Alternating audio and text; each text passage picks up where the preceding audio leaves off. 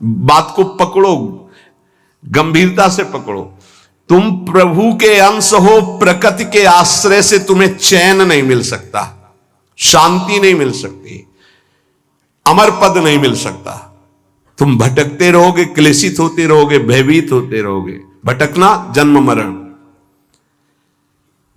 भगवान के एकमात्र आश्रय से तुम्हें विश्राम मिलेगा और कहीं नहीं। जैसे गोस्वामी जी कहते, पायो परम विश्राम, राम समान प्रभु नाही कहूं।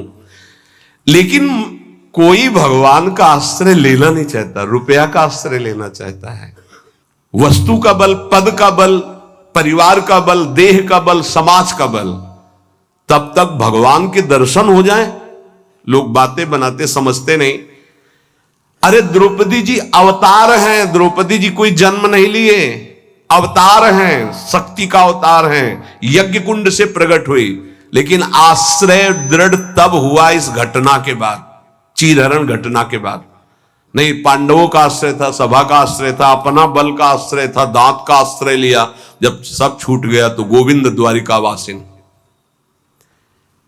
ये चीज समझने, कल कुछ संत भगवान आए थे, उनसे यही चर्चा हो रही थी कि आश्रय तत्व पर दृष्टि रखो। कहां आश्रय है तुम्हारा? अंदर से देखो, अभी भगवत प्राप्त हो जाओगे। बिगड़ी जन्म अनेक की, अब ही सुधरे आज, आज अभी होई राम को। आश्रय राम का, आश्रय हरि का, आश्रय प्रभु का। किसका आश्रय? सूरदास जी महाराज कह रहे हैं, अपबल, तपबल और बाहुबल, चौथो बल है दाम। किसका आश्रय इनमें से? अपना बल, तपस्या का बल, दाम का बल, विद्या का बल। किसका बल है? बोले सब बल कहां जागृत होता है? बोले हारे को हरे नाम। जो भगवान के आश्रित हो गया, नाम के आश्रित हो गया। ये जितने आश्रय ये टिकाऊ नहीं है, प्रत्युत ये तुम्हें भ्रमित करके तुम्हारे समय को नष्ट करने वाले हैं। जिसने धन का आश्रय ले लिया, पतन है, शास्त्र कह रहा है। क्यों पतन है?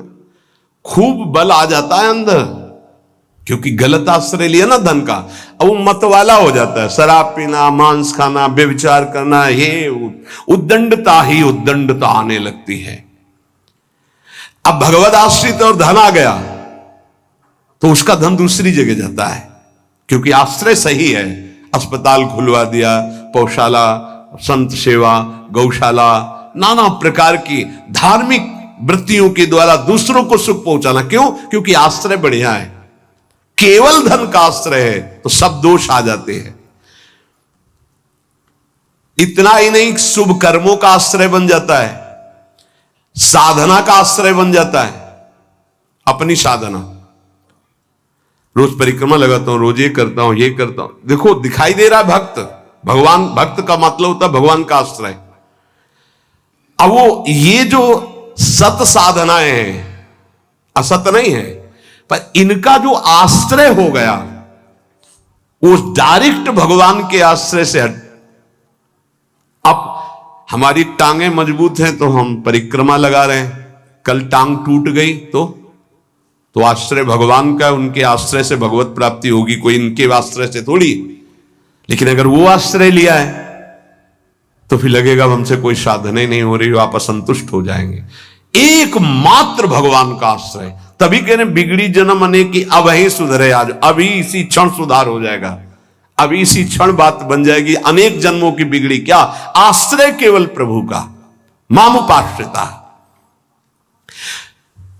भगवत प्राप्ति की साधना का भी आश्रय नहीं। ध्यान दो, ये बड़ा सूक्ष्म। आश्रय केवल प्रियालाल का।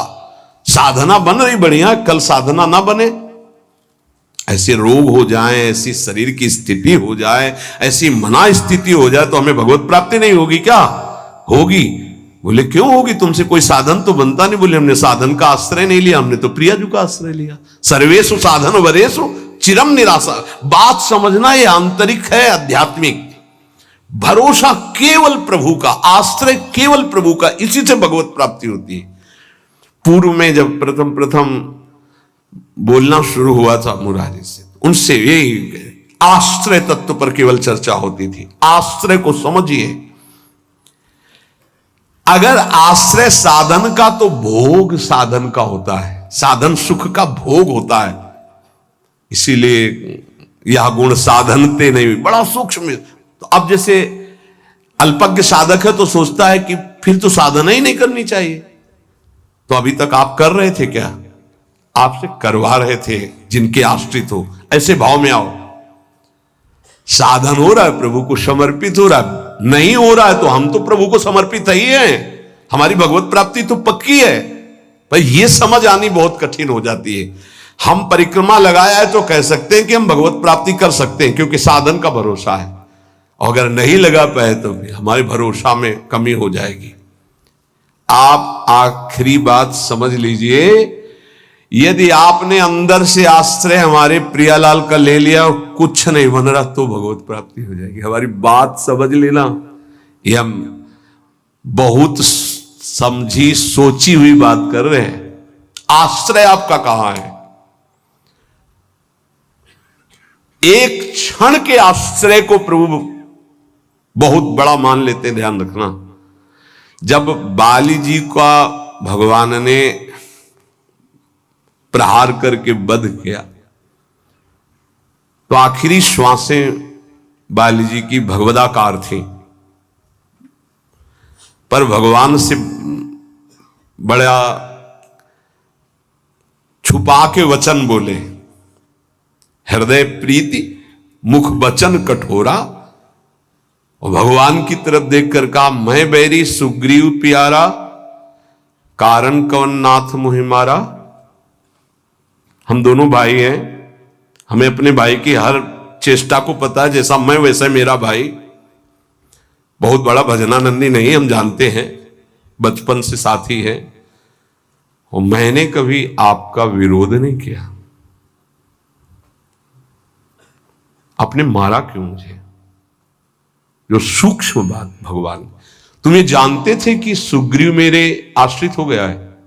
अरे अभिमानी, मेरे आश्रित का वैरी मेरा वैरी होता है। तो कितने दिनों के आश्रित हुए थे सुग्रीव जी? कोई माला चलाई थी, ध्यान किया था, तपस्या की थी, और निष्काम आश्रय नहीं था, सकाम आश्रय था। बाली मारा जाएगा, मैं किष्किंधा का राजा बनूंगा। और जब राजा बन गए, महाराज जी राम जी प्रवर्षण पर्वत पर रहे, एक दिन भी दंडवत करने न दिन में गए न शाम के गए, 4 महीना नहीं गए। फिर वहां से भयभीत वाले वचन जब भगवान लक्ष्मण जी को जाके बोल दो कि जो बाली को वही बाण तूड़ीर में है उसमें, तब आके दंडवत, नाथ विषय हरि लीने से ज्ञान। हम आपको बात बता रहे हैं प्रमाण सहित। भगवान ने जो वचन कहे उस बहुत मानने और समझने वाली बात। तुम जानते थे कि सुग्रीव मेरे आश्रित हो गया। अरे अभिमानी, तुम मारना चाहता मेरे आश्रित का वैरी मेरा वैरी, मेरे आश्रित का मित्र मेरा मित्र, इसलिए मैंने तुम्हें मारा। फिर वो आगे की जो बात अनुज बधु भगनी सुत नारी व्यवहारिक की बात कही, आंतरिक बात जो कही, मेरा शरणागत मेरे आश्रित। अन्य आश्रय टिकाऊ नहीं है, पहले दिमाग में रख लो। यहां तक कि साधना का आश्रय भी। इसीलिए सर्वेषु साधन वरेषु चिरम निराशा। साधना का आश्रय साधन का भोग करवाने लगता है। साधन का भोग क्या होता है? एक अहम में सुख। दिन में 3 परिक्रमा लगाता हूं वृंदावन की, वो अहम में जो आश्रय बैठ गया साधना का, ये अहम भोग कर रहा है उसका। 3 लग गई तो कोई बात नहीं, 3 दिन नहीं लगी तो कोई बात नहीं। उन्हीं के तो आश्रित। मान लो कोई ऐसी शरीर की अव्यवस्था, प्रमाद नहीं होती, प्रमाद नहीं होता भक्तों में। आश्रय हमारा प्रभु का, जैसी उनकी रुचि हो वैसा चलावे। बहुत बढ़िया साधन बन गया तो हमें कोई हर्ष नहीं है, और कोई साधन नहीं हुआ तो हमें कोई शोक नहीं है। ये स्थिति समझना बड़ा कठिन है। जब तक उपासक भगवान के आश्रित नहीं होता, तब तक वो किसी न किसी पराधीनता को स्वीकार करता रहता है, और इसीलिए उसका दुख नहीं मिटता। अन्य आश्रय परिणाम दुख। ध्यान रखना, प्रभु के सिवा अन्य आश्रय बराबर दुख।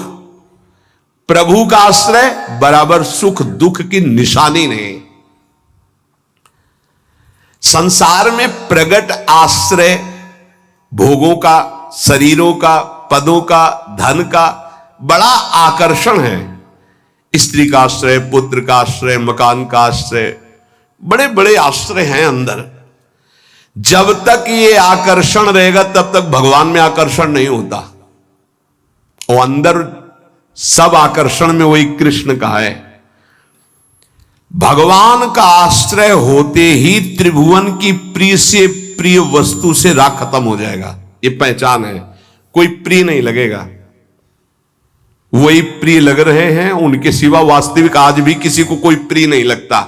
अगर वो अंतर ध्यान हो जाए तो उस शरीर को फूंक दिया जाता है, जला दिया जाता है, गाड़ दिया जाता है। क्या ये प्रियता रही? प्रियता तो प्रभु से ही थी। देखो, प्रगट में देखने वाले की दृष्टि में और वर्तमान की स्थिति में बड़ा अंतर हो सकता है। ऐसा नहीं है कि आप जो दृश्य देख रहे हो वो दृश्य वैसा ही हो। आपकी देखने की क्या शैली है? एक बार यही बात अकबर से जब कहा बीरबल ने कि देखी हुई बात गलत हो सकती है, अपना चिंतन जैसा होता है वैसे ही दृश्य दिखाई देता है, उसको भी समझना चाहिए, ना कि जो हमें दिखाई दे रहा है वही सत्य है। ऐसा कैसे हो सकता है? जब हम देख रहे हैं तो सत्य क्यों नहीं होगा? तो उनका कभी ऐसा आपके सामने प्रश्न आवे तो बताना, फिर हम आपको उत्तर देंगे। एक दिन जो बादशाह की सैया लगाता था, उसके मन में आया कि जीवन व्यतीत होता जा रहा है फूलों की सैया लगाते हुए बादशाह के लिए तकिया और एसएमएस। 5 मिनट लेट के देखते हैं, बादशाह थोड़ी आ जाएगा इस समय। लेटा तो सोचा इनका जो चद्दर है इतना सुगंधित और मुलायम, जरा डाला और आंख मूंद के 5 मिनट आनंद लेते, सो गया। अब भैया कहां चारपाई में सोने वाला, कहां बादशाह की सैया में। और दरबार में उनको विलंब था, तो जो उनकी पत्नी थी वो आ गई। आज महाराज बिना कुछ खाए पिए बात किए, हमें लगता कोई सीरियस मैटर रहा होगा, थकित होकर के सो गए। पार्श्व में वो सो गए। अब बादशाह आया तो देखा मेरी सैया में कोई पुरुष और हमारी पत्नी। तलवार खींची तो कहा, उसने कहा था बीरबल ने कि दृश्य झूठा हो सकता है। उसको बुला के कहते हैं एक दृश्य कहां से झूठा हो सकता है, मैं सत्य देख रहा हूं। बुलाया और कहा कि तुम कहते थे दृश्य झूठा हो सकता है, देखने वाले की क्षमता के अनुसार दृश्य दिखाई दे। मैं देख रहा हूं मेरी पत्नी किसी गैर पुरुष के साथ पड़ी हुई, ये झूठा है? बोले महाराज झूठा भी हो सकता है। झूठा ही है, मैं ऐसा नहीं कहता, लेकिन झूठा भी हो सकता है। अब कौन पुरुष है अब हमें तो पता नहीं, लेकिन आप 2 मिनट खंभे की आड़ में रुकिए। रानी को जी, बोले आप किसके साथ सो रहे? बोले महाराज के साथ। बात नहीं की? बोले नहीं, थके थे, सो रहे थे इसलिए जगाया नहीं, पार्श्व में सो गए। ठीक है आप जाइए, हम महाराज को जगा के ला रहे हैं क्योंकि भोजन नहीं पाया, इनको पवाना है। हाँ ठीक है। पर्दा हटाया तो वो फूल बिछा ले। वो तो घबरा रहा था एकदम, तो उनका मालिक जान बचा लो, मुझे ऐसा ऐसा आया इसलिए। नहीं तो किसके साथ? बोले हमारे साथ तो कोई नहीं था। बादशाह पर्दे के आड़ में सुन रहे।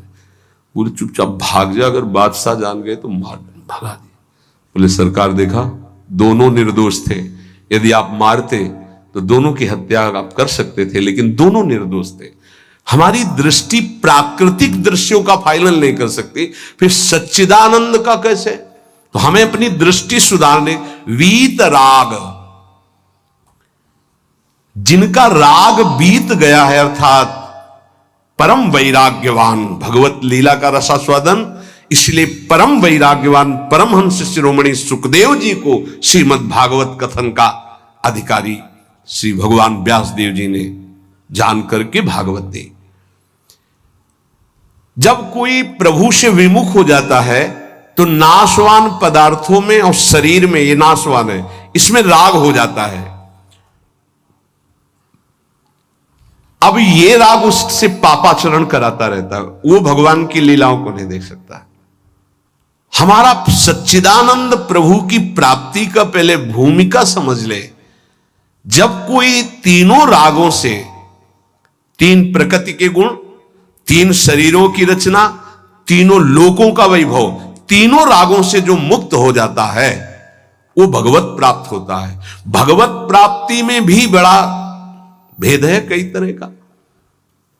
भगवत प्राप्ति में भी जो रस सिद्ध महापुरुष है वो गोपी भाव को, जो उनसे भी सहचरी भाव को, आपकी दशा कहां है? देह भाव में हो। अब देह भाव से देखोगे तो क्या दिखाई देगा? जैसा चश्मा वैसे दिखाई देगा। इसलिए लीला का वास्तविक रहस्य कौन जानता है? बोले वीतराग। कौन वीतराग? बोले जो परमात्मा से विमुख है उसका नाशवान प्रकृति के द्वारा रचे हुए वस्तु, व्यक्ति, स्थान, शरीरों में राग हो जाता है। वो राग जिसका नष्ट हो चुका है उसे कहते हैं वीतराग, परमहंस। ये राग कामना पैदा करता रहता है। रजोगुण से राग उत्पन्न होता है और राग से अप्राप्त की प्राप्ति की चाह का नाम कामना है। मैं ये भोग लूं, जो सुना, जो पढ़ा, जो देखा वो भोग लूं, प्रकृति का कामना कहते हैं। कामना जहां उत्पन्न होती है तो प्रिय पदार्थों का भोग भोगने से लोभ होता है, प्रिय पदार्थों के भोगने में बाधा पड़ने पर क्रोध होता है। भगवान कह रहे हैं कि वीतराग भय क्रोधो मनमया मामुपाश्रिता। जिसका राग नष्ट हो चुका है और जिसका क्रोध नष्ट हो चुका है, क्रोधी नहीं और भय नहीं है। भय, जब तक आप पापाचरण करेंगे तो बिना किसी भय के भी आपको भय लगता रहेगा। ध्यान रखना, हृदयों में देख लेना।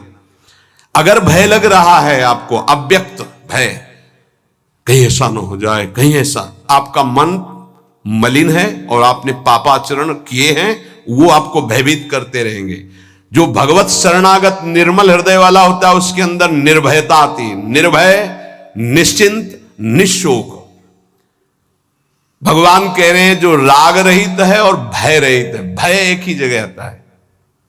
अज्ञान जनित नाशवान शरीरों में राग, भोगों में राग, जिससे पापाचरण, तो ये शरीर न नष्ट हो जाए इस बात का भय बना रहता है। कहीं भोग सामग्री न छूट जाए इस बात का भय बना रहता है। और एक मन में अव्यक्त भय बना रहता है, वो पापाचरण का फल।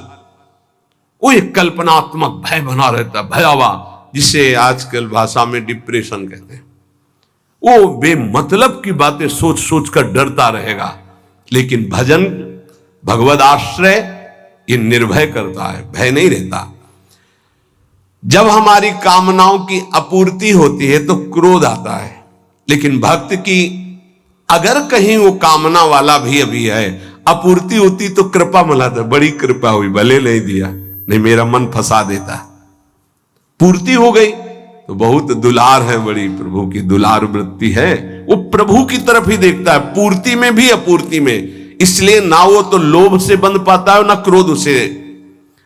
वो तो महान पुरुष होते हैं जिनमें कोई कामना नहीं होती, लेकिन प्रायः कामना से ही भक्ति प्रारंभ होती है। जो हमारा अनिष्ट होने की आशंका बनी रहती है, ये अविद्या, अज्ञान, नाशवान पदार्थ, नाशवान शरीर की प्रियता के कारण। तो भय, क्रोध, लोभ, ममता, ये सबका मूल जो है कामना है, काम है। इसी से दोषों की उत्पत्ति होती है। जब तक ये काम है तब तक भगवान की लीलाओं को तुम कैसे जान सकते हो? कैसे जान सकते हो? जब तक तुम्हारे शरीर से काम क्रीड़ा होती है, तुम्हारे अंदर मन में कामनाएं प्रकट होती हैं, तब तक तुम भगवान के चरित्रों का रहस्य नहीं जान सकते।